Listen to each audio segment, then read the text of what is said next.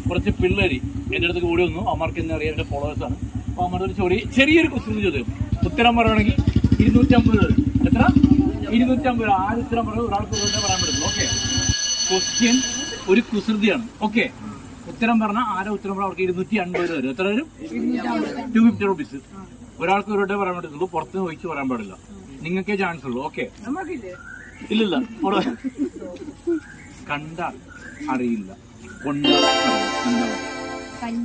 കണ്ടാൽ അറിയില്ല, കൊണ്ടാൽ അറിയും. കല്ലിനെ കണ്ടാൽ നമുക്ക് അറിയാലോടാ കല്ലാണെന്നുള്ളത്. ഇത് കണ്ടാൽ അറിയില്ല, കൊണ്ടാൽ അറിയും. എന്താണത്? നിന്റെ പോയി ചാൻസ് പോയി. പോ, നീ പറ. എന്താ മുദ്ര കൊണ്ടുവന്ന? പിന്നെ നീ ഇങ്ങോട്ട് നോക്ക്. കണ്ടാൽ അറിയില്ല, കൊണ്ടാൽ അറിയും. എന്താണ്? നിന്റെ ചാൻസ് പോയി. തെറ്റാണ്. നീ പറഞ്ഞോ. കണ്ടാൽ അറിയില്ല, കൊണ്ടാൽ അറിയും. എന്താണ്? പെട്ടെന്ന് പറഞ്ഞോ. പിന്നെന്താ? നീ അങ്ങോട്ട് നോക്കടാ. കണ്ടാൽ അറിയില്ല, കൊണ്ടാൽ അറിയും. എന്താണ് അത്?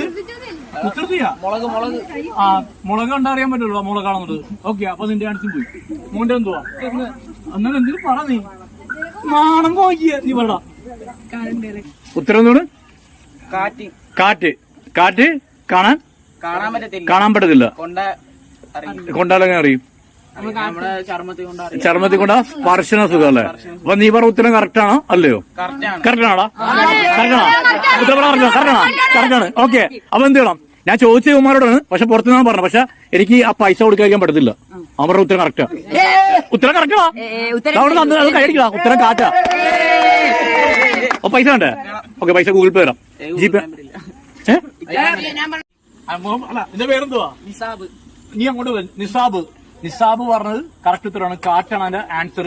പൈസ കൊടുക്കാതെ പോകുന്നത് മോശമാണ്. കാരണം വെച്ചാൽ ഞാൻ ചോദിച്ച പിള്ളേർ കാണാം, അവർക്ക് ഉത്തരം അറിയില്ല. പുറത്തുനിന്ന് പറഞ്ഞാണ്. അതുപോലെ ആ പൈസ 250 രൂപ.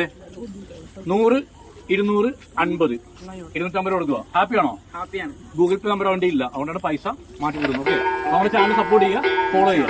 ഇൻഷാ അല്ലാഹ്. ഓക്കെ, അടിച്ചുപൊളിക്കുക. ഓക്കെ, അടിപൊളി.